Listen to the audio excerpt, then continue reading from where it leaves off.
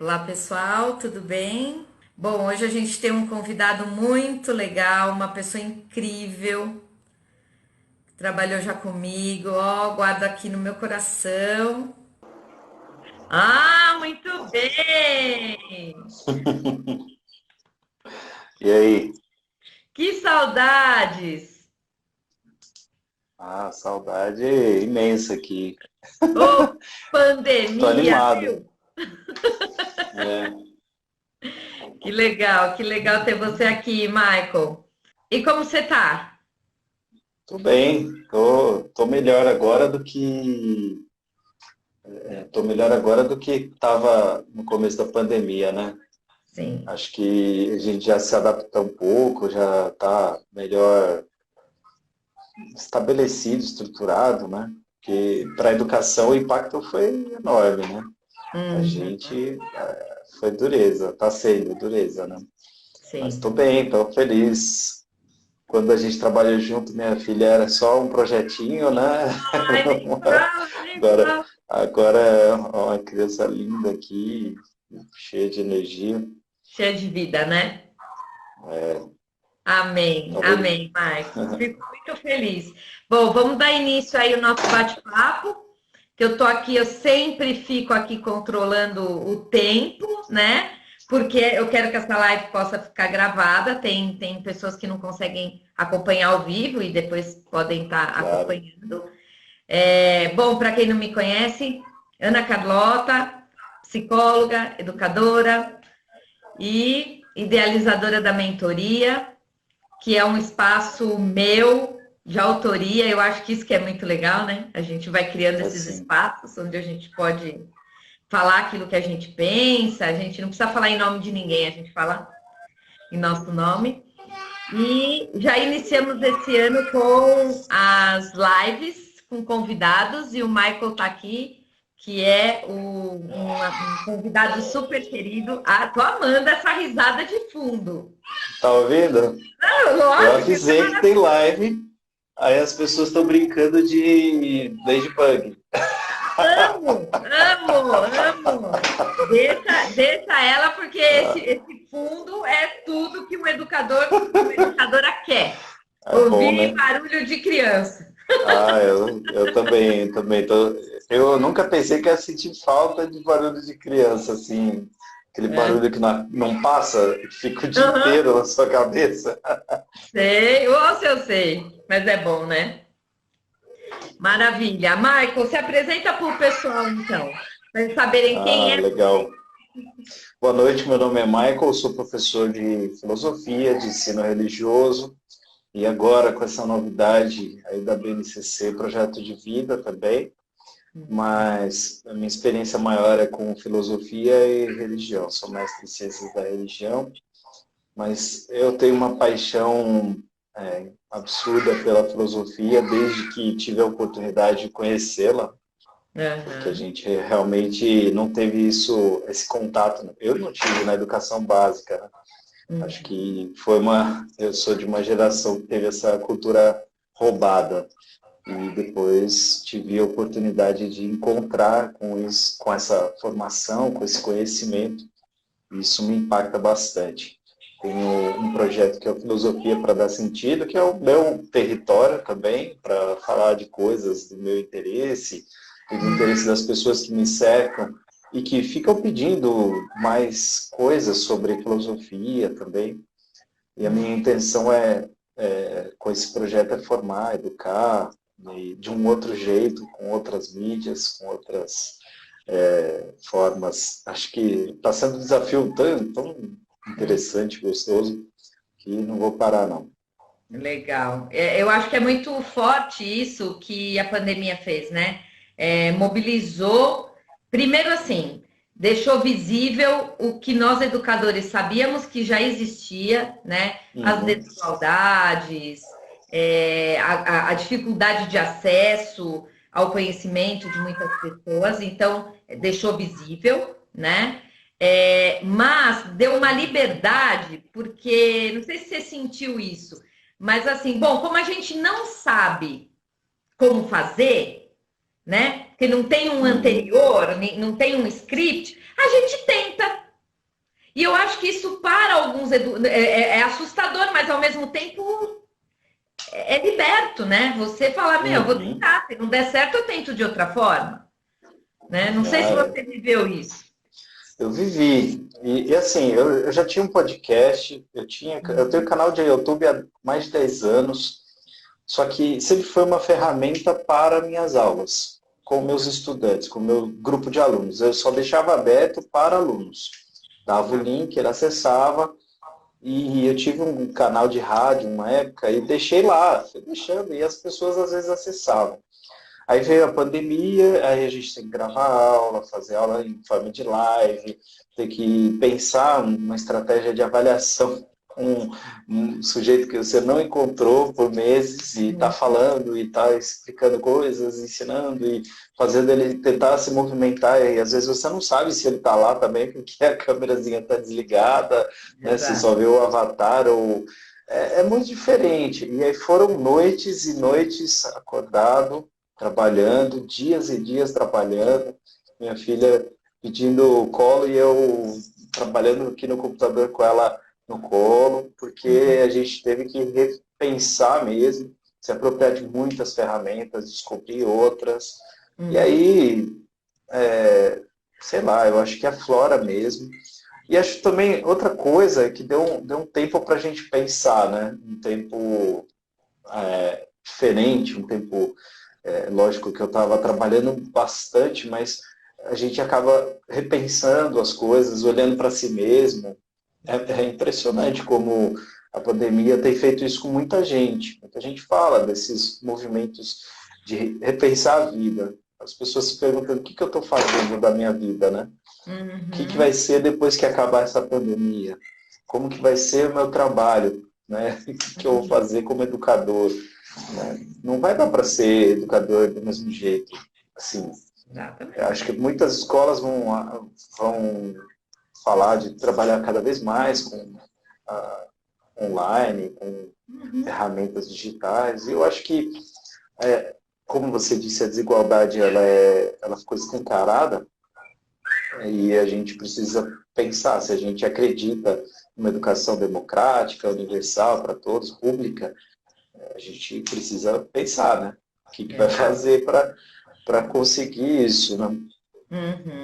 Exatamente.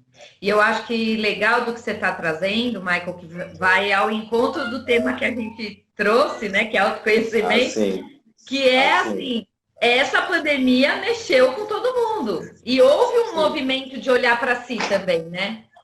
O Opa, que isso mexe comigo? O que isso me assusta? Como é ficar ali o tempo inteiro olha aí. em casa com as pessoas, né? Ah, é. É um exercício difícil, porque imagina que você tem que passar muitas horas com o espaço que você criou, e você olha para o espaço e fala, será que essa casa realmente me representa? Será que essa casa representa o que eu desejo, o que eu sonho? E para Uhum. mim foi maluco, porque eu me mudei dias antes do fechamento que teve. Putz, E metade da minha mudança ficou presa na outra casa, eu não conseguia buscar. E eu fiquei um tempo num espaço que era um espaço muito, olha, saudades, muitos nomes, muitas então, você viu pessoas quanta aparecendo gente ali. aqui, ó, que trabalhou com você? Quanta Só gente gente querida. linda e fofa. Ah, que demais. Ai, então, aí eu fiquei num espaço que era um espaço não era um espaço bem formatado, bem formado, era um espaço provisório, e aquela provisoriedade me incomodou muito, profundamente, pensando assim, na provisoriedade do que estava acontecendo, será que isso vai passar logo, da vida que eu estava levando, das coisas que eu estava vivenciando, das dificuldades que estavam se apresentando. E para mim foi um momento, sim, de muita revisão, de muito repensar a vida. Eu me mudei pensando em qualidade de vida, pensando em projeto de vida. Olha que curioso, né? Não é? Pensando que eu não podia dar aula de projeto de vida sem fazer esse movimento pessoal, sem experimentar o que é lutar para construir uma vida que seja fruto do projeto meu, racional, né? Que carrega minhas emoções, mas para um pensador, para um filósofo, tem que ter pensamento, sei lá, eu acho que mexeu mesmo. E eu me peguei muitas vezes discutindo isso, conversando com amigos, pedindo auxílio, pedindo ajuda, ajudando. As lives e os encontros me ajudaram bastante, ajudaram muitas pessoas. E leitura, procurar ver o que eu estou fazendo, né, da minha vida, o que eu estou fazendo com as coisas. Isso realmente me pegou. E eu tenho um amor grande pela filosofia clássica e pela figura de Sócrates, que é uma figura que eu tenho para mim, inclusive muita gente diz que eu me pareço fisicamente um pouco com o Sócrates, né? Carequinha, nariz achatado, barbona, né? Ele era um cara, um trabalhador, ele era um filósofo que era um trabalhador e artesão, ele fazia estátuas e ele era um cara que incomodava muito as pessoas ao redor, porque ele questionava o tempo todo. E para mim, ele é o exemplo da atitude filosófica que eu gostaria de imprimir na minha prática, na minha vida.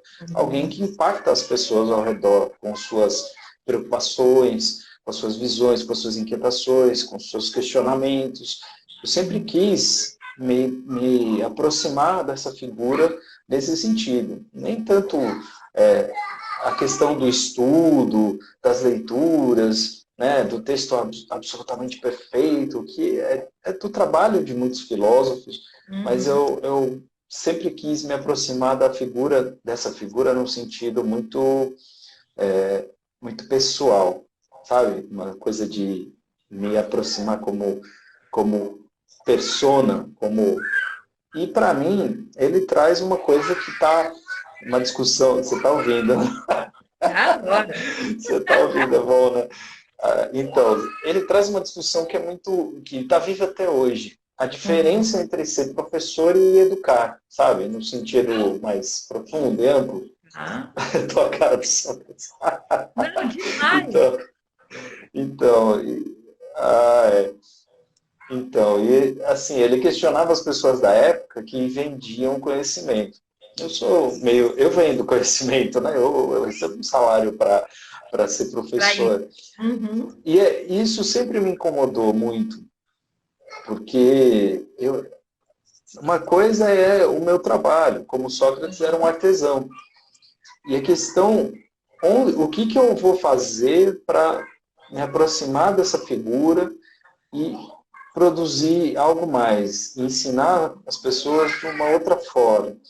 E aí, é lógico, eu tento ser, sei lá, uma figura filosófica no lugar onde eu estiver, com as pessoas, conversando, questionando. Você trabalhou comigo, você sabe que eu era um adversário duro nas reuniões, ou um amigo duro também nas reuniões, porque está quase acabando de ver uma ideia, ver uma questão, ou não, vamos mexer nesse assunto e depois a gente sai para tomar café e está tudo certo. Não, e você sabe o que você está trazendo, que é fundamental, que eu não quero deixar passar, que é assim, quem acha que tem a verdade, que existe uma verdade absoluta e que tem, esse tipo de questionamento incomoda, né?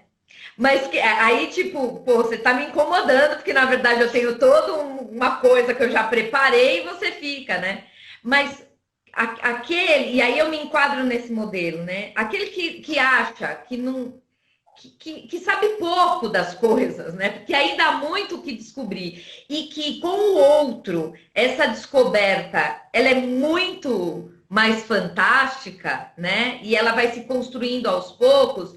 Todos os questionamentos são super bem-vindos, porque na verdade a gente está junto nesse movimento. Mas nem todas as pessoas são assim, né, Mar?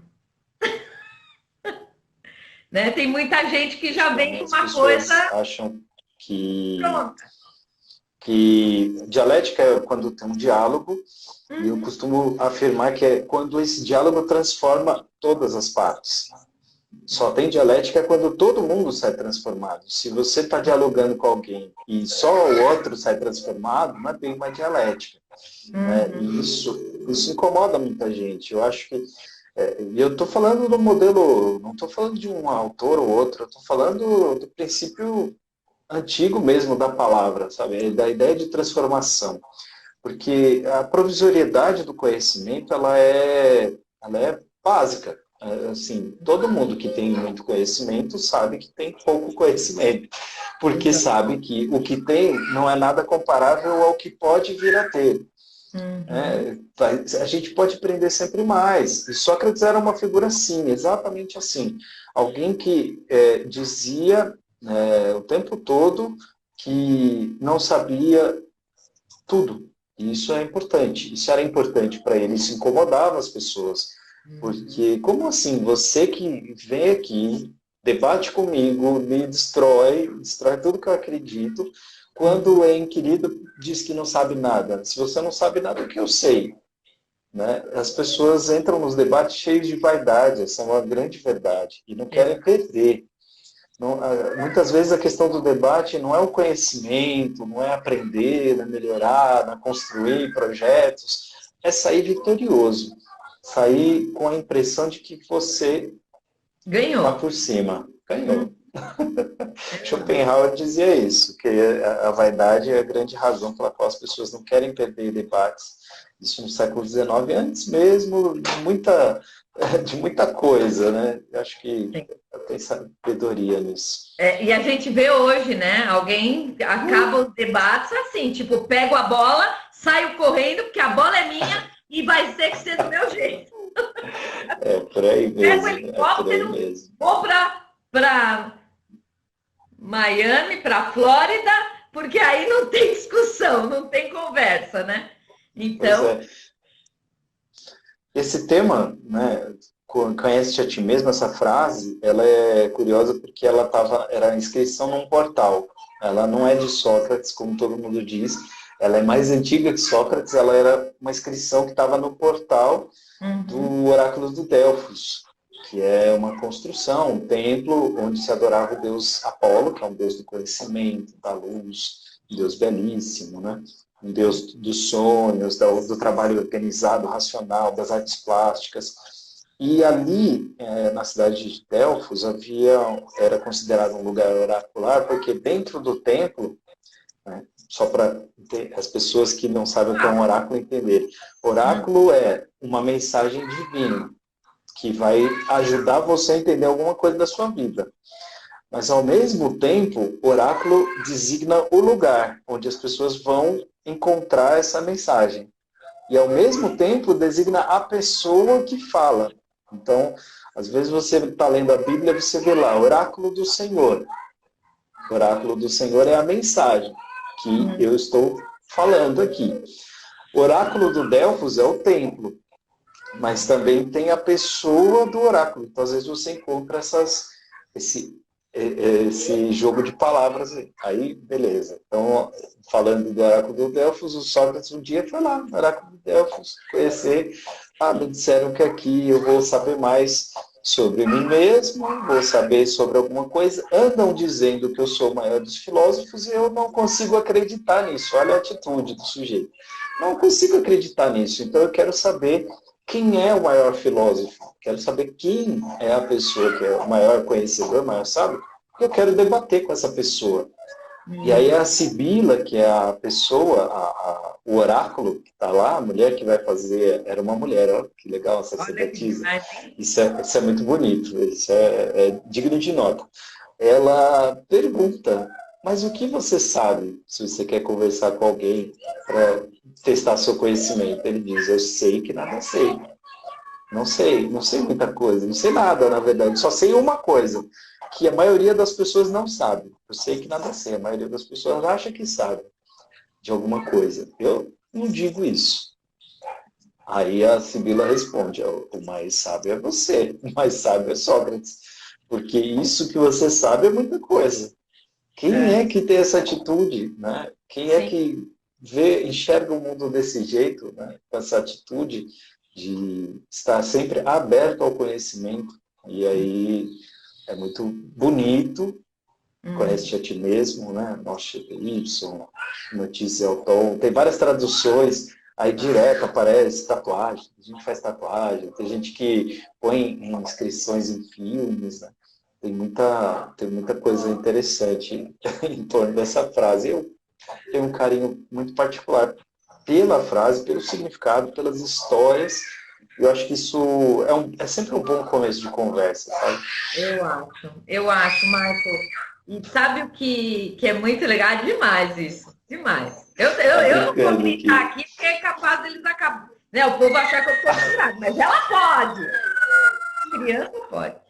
Essa questão de ser uma mulher e de que ela pergunta para ele, né? Ele vai lá pedir uma resposta, mas antes de dar a resposta, ela pergunta. Sabedoria, né? Vamos Então, testar esse cara. Porque tá muito estranha essa conversa. O que você me diz? Né? Antes de dizer alguma coisa, tipo a gente fazendo o projeto de, como é que era? Sequência didática, né? Aluno, o que você sabe? O que exato, você sabe a respeito disso? Antes a de eu respeito dizer disso. alguma coisa, deixa eu ver o que você traz, né? De bagagem. Exato. E sabe, Michael, a questão, eu fico pensando assim, o quanto a filosofia ela é importante, né, na nossa vida, porque e assim, tentaram acabar com ela, né, e graças a Deus que a gente vai arrumando maneiras de mantê-la, né. Ah, estão tentando, né? Com certeza, tem que tentar, porque assim, ela te traz essa questão que a gente está conversando Não, agora, de o se que eu quero conhecer. dizer é que estão tentando acabar ainda com ela, né? Estão tentando, com Ainda. certeza. E a gente está tentando lutar para que isso não Manter. aconteça, né? É, mas essa questão da pergunta, né? Essa questão de se questionar. Eu faço isso por mim, mas faço isso no outro. Então, acho que na filosofia, sempre quando eu penso na filosofia, eu penso na pergunta. Perguntar, as perguntas, né? Porque é esse me auto-questionar, mas também questionar o mundo, questionar o que as pessoas Claro. dizem, né? O que está por trás disso. Então, é provocar também, no caso, se vamos falar de alunos, é poder provocar nesse estudante um questionamento, né? Que muitas vezes Sim. a gente nem está preocupado com a resposta. A gente está preocupado se ele consegue se manter nessa postura de questionador, não é? Ah, com Concorda certeza. comigo? Com certeza. A filosofia foi tirada do currículo porque era perigosa. Uhum, Né? E eu entendo exatamente por que ela é perigosa. Porque pensando em trajetória, né? uhum, Eu fui um jovem de periferia que teve educação básica pública. uhum, Era um menino que gostava de ler e que às vezes tinha professor, às vezes não tinha, às vezes era uma questão estrutural, às vezes era uma questão superestrutural, às vezes era a concepção. Teve anos, em alguns anos era para ter, não teve professor de filosofia, sociologia, era uma política, era um projeto.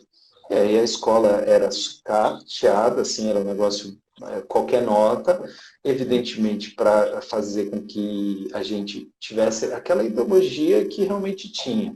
O jovem médio do meu lugar comum ali queria um emprego, queria trabalhar, uhum. queria sustentar, queria resolver seus problemas imediatos, porque a família luta muito para se manter, então a gente estava no ensino médio já pensando em trabalhar, essa era a proposta.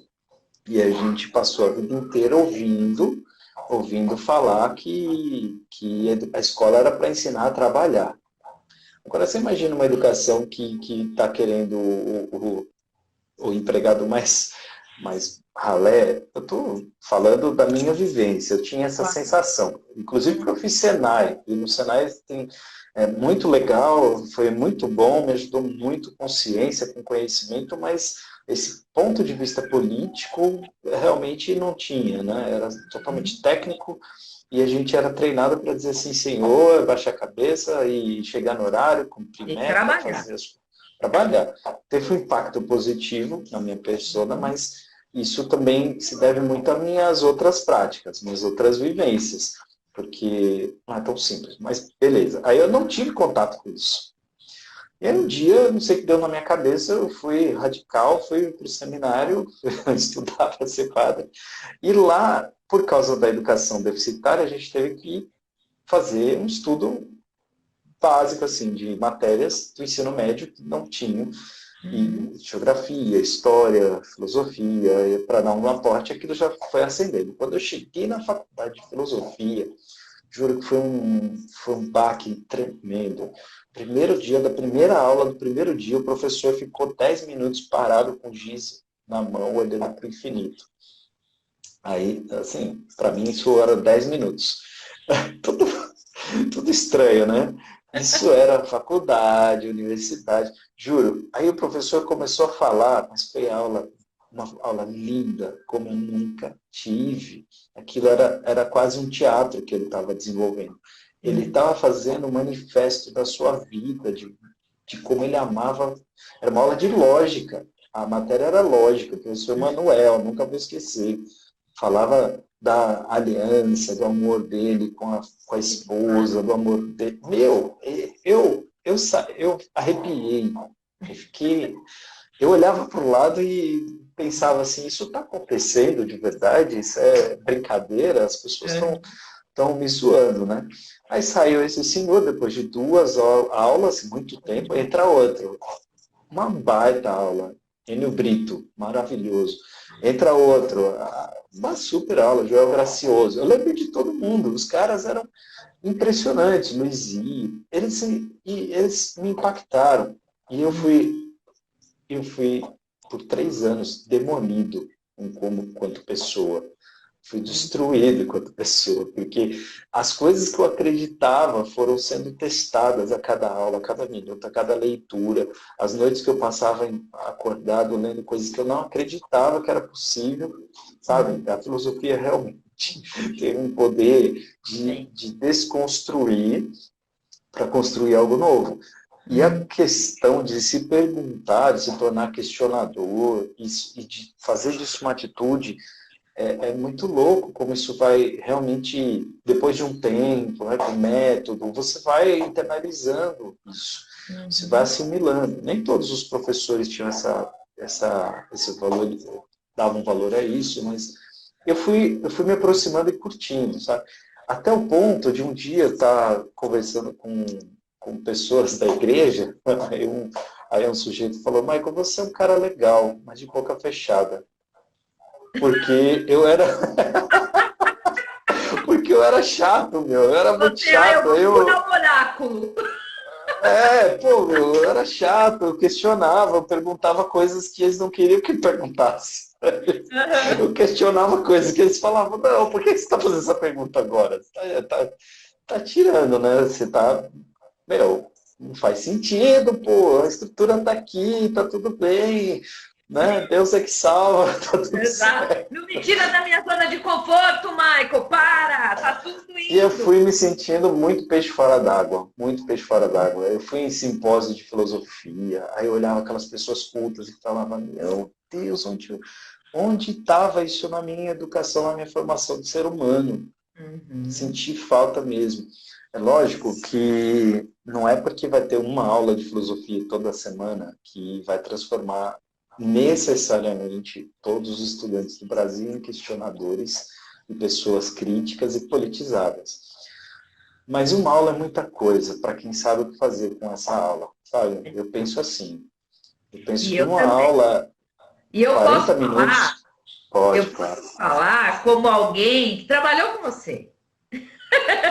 Porque assim, essa sua paixão, e aqui tem aluno, tem ex-aluno acompanhando a gente que eu já vi. Eles podem me dizer se eu estou errada, porque eu sei que eu não estou. Você, essa paixão, não importa que é uma vez por semana, ela cutuca o aluno. Ah, mas eu não consigo atingir todos. Não importa, os que eu atinjo, né? No sentido de mobilizar para o questionamento. Quanta coisa a gente fez legal, né? Enquanto equipe docente. Porque não é só a filosofia, é a filosofia e também tem as outros componentes curriculares e tem por trás de tudo isso o desejo de que o aluno faça, de que ele seja protagonista, de que ele saia da zona de conforto dele também, né? Então eu Claro. tenho certeza que você ficou impactado, tudo que você ficou impactado na sua profissão, isso foi para os alunos, Michael, e ainda vai, né? Isso é Verdade. demais. Meu, você dar aula de projeto de vida vai ser fantástico, porque é bem isso, né? Precisa cozinhar. Então, tá muito legal. Eu, inclusive, criei o projeto de Filosofia para Dar Sentido, Uhum, porque eu parei de dar aula de filosofia. Eu só estou dando aula de ensino religioso e projeto de vida. E no ano passado foi o primeiro ano, em 20, em 19 anos, que eu não dei aula de filosofia. Eu já estava ficando maluco, assim, de saudade, de desejo de falar. Isso me uhum. despertou muito a vontade de retomar o projeto, né, de falar com alguém de filosofia. E os meus alunos de projeto de vida falam, caramba, sua aula parece aula de filosofia. E eu falo, não tem jeito, é o que eu sou, porque eu dinamizo, né? E ainda mais uma aula online, né? Imagina Sim, que é isso, né? Se eu pudesse estar em sala, lógico que teríamos muito mais dinâmicas, mas, né, online eu acabei ficando mais abstrato, né? Trabalhando com objetos mais abstratos, né? uhum, Com discurso, com vídeo, com apresentações, teve aula de trabalhar com música, teve aula de trabalhar só com fala, só falando, conversa, chamar os alunos para conversar, tentar mostrar para ele que o que ele diz é interessante, porque às vezes as pessoas morrem de medo, né, de se pronunciar. Nossa, uhum. estou numa aula de filosofia, vou falar aqui, vou falar bobagem, e eu sempre brigando para. Não, tudo é importante, tudo é válido, sabe? Eu me esforçando para interpretar o sentido por trás de qualquer coisa que é dita. Né? Tem gente que fala até que eu exagero, que eu encontro sentido onde não tem. Eu não, tem que ter sentido, porque vem de alguém, tem alguma coisa ali, né? E se Exato. esforçar para pensar o que o outro está pensando é um movimento genial, generoso, que sei lá, eu já tive essa experiência como aluno e Uhum, foi muito bom, sabe, encontrar um professor que me olhava e falava, eu estou te entendendo, eu sei onde você quer chegar. uhum. Eu ficava impressionado, ao mesmo tempo que, né, eu estava contando essa semana para minha esposa de um professor que para mim é importante também, porque era desafiador, né, e Uhum. ele me fez falar, fizemos um seminário na faculdade. Só eu falava, só eu estudei o negócio. Um tema dificílimo, só eu li o livro, só eu tinha conhecimento do negócio. E o professor acabando comigo. Acabando comigo. Cada fala ele me detonava. E assim, aquela coisa típica de filósofo, né? Não, isso é uma interpretação tosca, isso aí não tem nada a ver, você tem que ler tal outra coisa. Eu falei, mas como assim? Você me deu esse texto para ler, para interpretar, por que eu tinha que ter lido o outro? Mas beleza. Sabe, e aí eu guardei no coração essas coisas, acho que eu tento. Se der, eu acho que algumas vezes foi bem possível e eu acho que eu guardo muita gente aí na trajetória, no caminho. Aí tem gente ainda que tá tendo que lidar comigo. Ontem mesmo, a mãe de uma aluna encontrou no corredor da escola, que a gente voltou, estava fazendo reunião, a menina é filha de uma professora. Ah, minha filha falou que a primeira aula dela é com você. Nossa, primeiro que eu nem sabia que a mãe era a minha, aquela era a mãe da aluna. Ela falou o nome da aluna, me vieram 5, 9 pessoas na mente. Sim, imagina, Porque fala primeiro assim, dia. né? Professor fala assim, Gabriela. Qual Gabriela? Meu Deus, tem umas 20 Gabrielas que eu estou Exato. dando aula. E quando Enfim. fala Gabi, então, pode ser Gabriela, Tem escola que Gabriele. não pode, né? Tem escola que Exato. não pode dar apelido. A Ai, gente muito sabe que bom. tem. Ô, Pois Michael, é. conta um pouco pra Diga gente. aí. Eu tenho te acompanhado no projeto do Filosofia para Dar Sentido. E Ah, que tenho, bom, tenho que obrigado. falar pro pessoal, é demais, assim. é, eu andei voltando com o hábito de fazer algumas coisas para mim, assim, por exemplo, caminhar e tal, e eu ponho você. Enquanto você vai Legal, falando, eu vou pá, andando, né? legal. Pelo E menos não vai dormir. Tá caminhando, não vai dormir. não, não, muito legal. Agora, conta Ah, para o pessoal que está acompanhando a gente o que que é esse projeto e onde que o pessoal também pode te acompanhar e como é que você está planejando isso? olha, eu tô com muita coisa para falar, né? Planejar, nossa, é muito difícil planejar um projeto aberto. Um Sim. projeto que você pode ir para qualquer lugar. Isso para mim é dificílimo, porque geralmente eu tenho uma diretriz. Alguém chega e fala, ó, precisa disso. E aí você já reduz muito e já direciona, porque você tem uma base curricular, você tem um projeto de escola, você tem uma questão e tal, e vai, beleza. Eu falei, vou falar de filosofia, mas e aí, vou falar do quê? Vou falar, meu, tem muita coisa, tem muita coisa. Só de livro, parecia o John Wick. Eu não sei se já assistiu John Wick, um filme bem violento, baseado nos quadrinhos. O cara mata o cachorrinho do cara, o cara fica sangue nos olhos, revive todo o passado dele. Ele tinha enterrado uma mala com armas e coisas e tal. Eu fui na minha casa antiga, abri um Baú? super baú que tinha lá, resgatei meus 1000 livros de filosofia, muito mais. E não consegui nem trazer tudo, que eu tinha mala para trazer, não tinha como. E falei, meu, vou caçar aqui alguma coisa, vou fazer alguma coisa. E eu tenho um amor muito grande pelo podcast. As pessoas sempre falam, faz YouTube, vai pro YouTube. Vai. Não, eu gosto de podcast. Até faço coisas no YouTube, mas o podcast é uma coisa que eu curto mais. Eu tenho uma experiência pessoal maior, assim, de ouvir, de fazer e tal. E aí eu falei, eu vou fazer. Não vou me importar tanto com a técnica, não vou me importar, vou fazer da forma mais simples que eu puder. E vamos ver o que acontece. Meio fluxo de consciência, vou falando. Aí eu gravei primeiro, aí eu comecei a pensar nome, fui atrás, fui descobrir ferramenta para fazer logo, eu faço tudo Sim, eu sozinho, vi sabe? ali, ó. Ah, Ah, que a coisa mais Manu apareceu. fofa! Olha lá, Que linda! dando risada.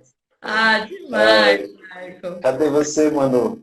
Ah, que coisa mais Manu, a deliciosa. Ladybug já voltou a ser Manuela.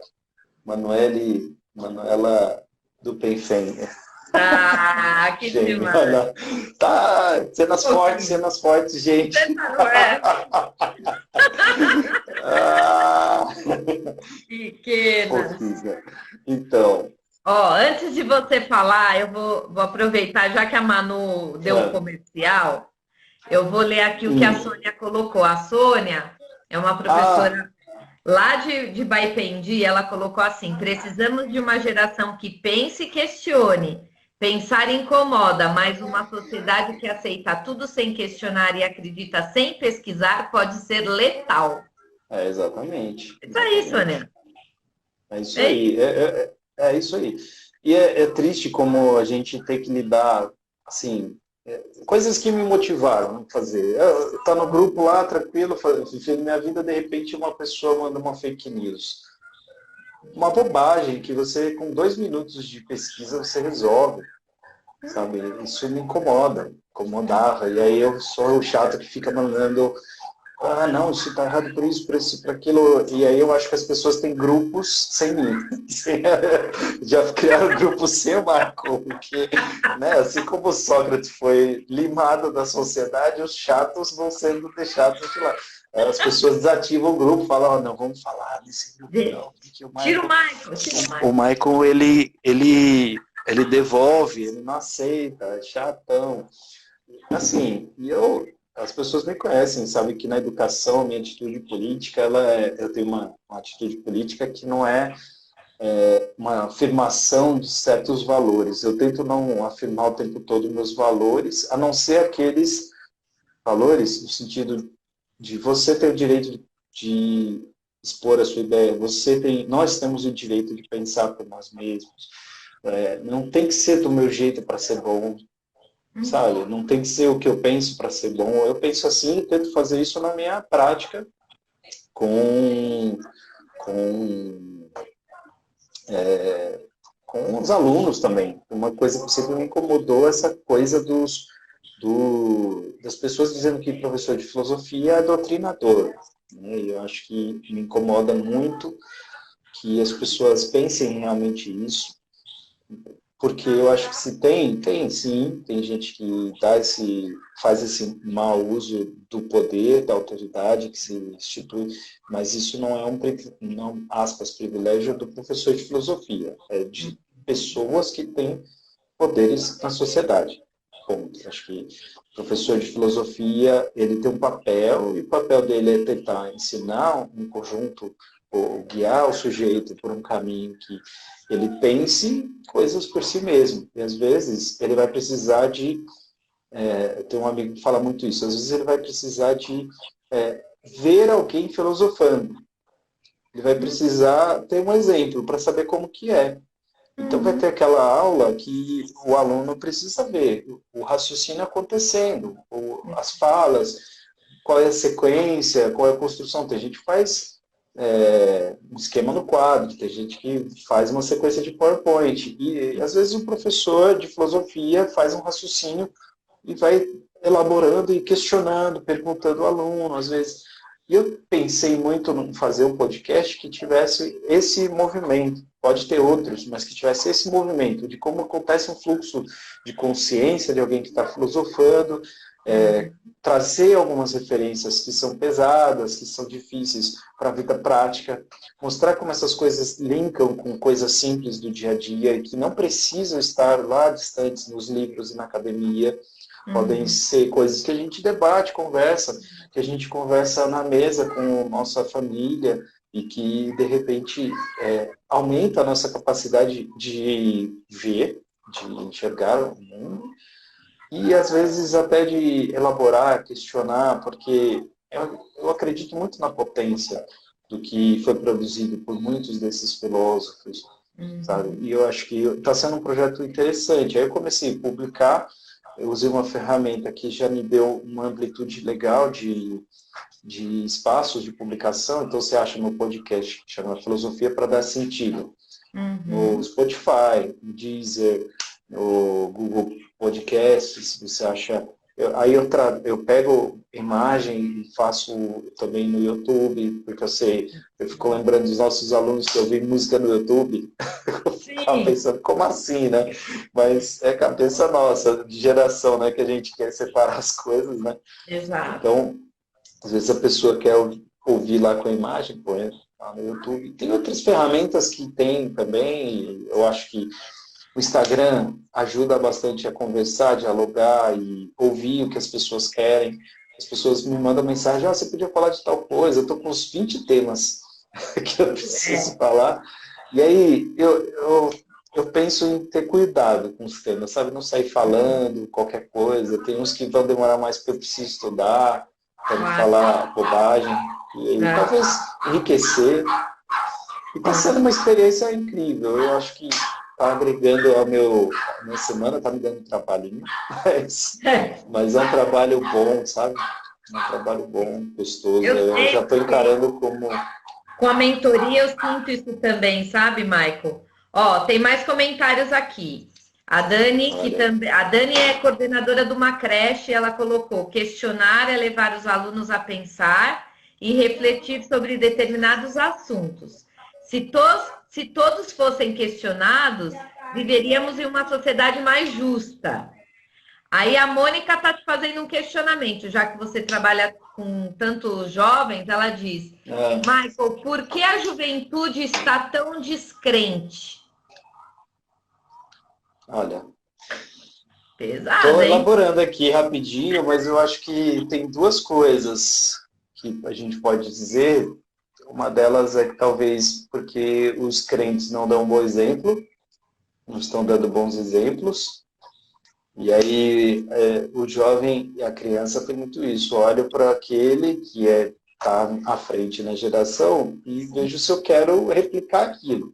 E Uhum. aí os super crentes, os crentes, não têm dado bom exemplo o tempo todo. Tem ótimos crentes, tem ótimas religiões, tem ótimos líderes. Ai, Opa! caiu. Cai e Eu levanta. puxei aqui o fio, sem querer.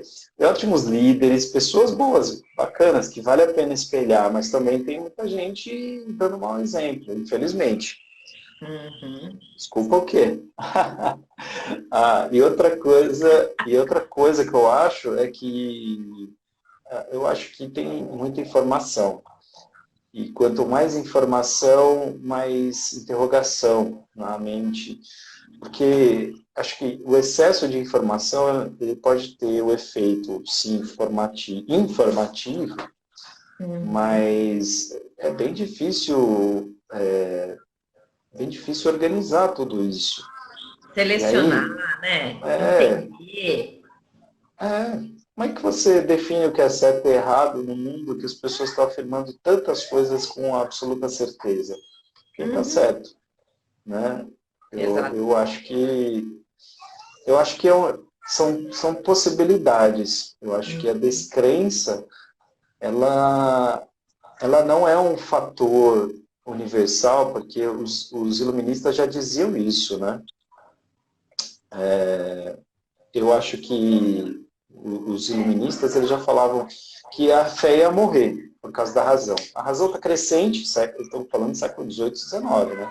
Uhum. A razão, a razão, a razão, e as crenças vão morrer, mas as religiões estão aí firmes e fortes, né? As religiões Exato. estão existindo, resistindo, e as pessoas estão buscando cada vez mais religião, religiosidades e tal.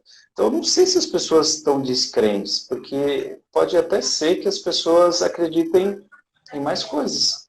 Pode ser que Uhum. as pessoas acreditem diferente. Uhum. Então, é uma análise difícil, penso, Sim. sabe? Para um filósofo, as janelas vão se abrindo, né? E É, aí eu vi aqui uma menção sobre relativismo, e eu penso ó. que, Porque o relativismo está cada vez mais presente nas narrativas. eu penso aí que tem duas coisas. Tem relativismo, sim, é triste quando ele ocorre, porque o relativismo ele é sem argumento, você está Uhum. realmente, você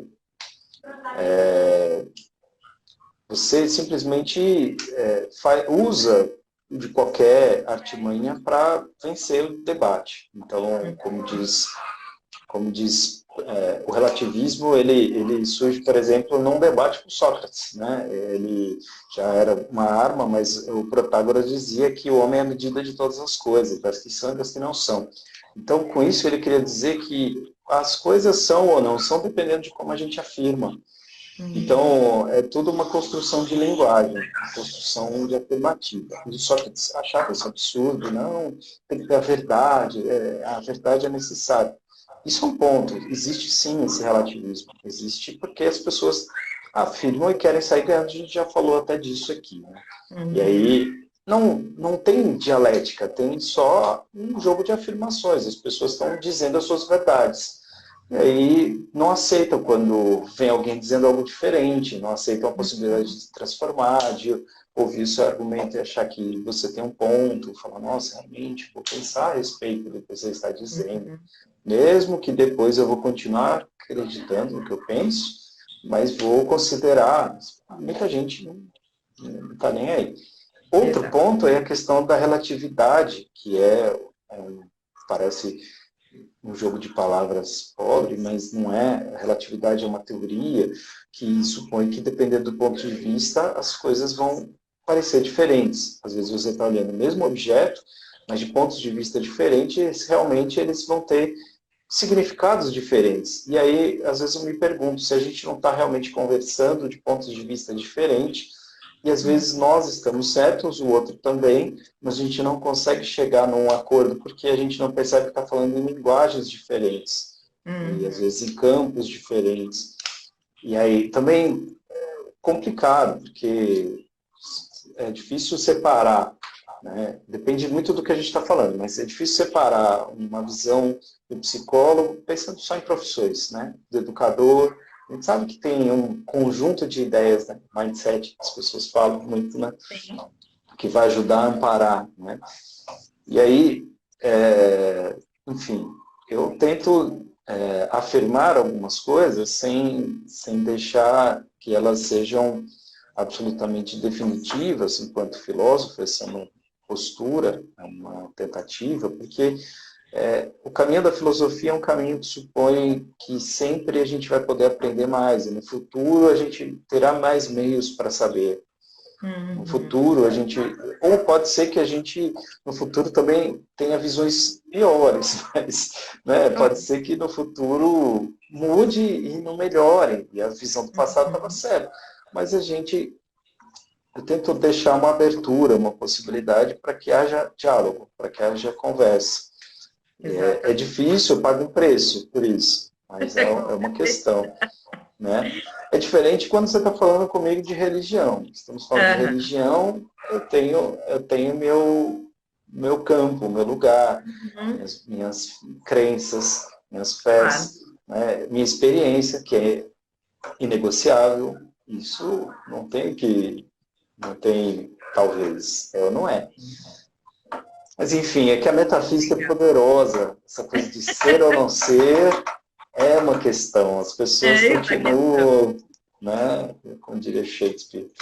Muito bom, olha, muita gente comentando. Primeiro que o pessoal já está dizendo que precisa ter outra rodada de live. É mesmo? Mas a Mariângela colocou aqui, ó. Mas será que a educação poderia focar mais no sentir, na mesma proporção do aprender? Ela diz, ó, assuntos da espiritualidade humana se faz muito necessário para a construção do novo homem, do novo indivíduo. Ela traz aí a importância, né, da religião. E o Maurício fala, o diálogo é fundamental para que o pensamento conceitual chegue a todos, como citado pelo professor, sair do forte campo da opinião presente no dia a dia. Sim, pois é. Legal, né? Eu acho que tem muita coisa aqui legal, hein? Eu acho que o sentir realmente tem um filósofo chamado Rousseau que ele dizia, né, que ele tem uma teoria pedagógica que a gente devia ensinar menos conceito, né? Falar mais da experiência, contar mais histórias, uma escola mais de sentir. Dizem que ele é bastante presente no pensamento da Escola da Ponte, né? Deles lá.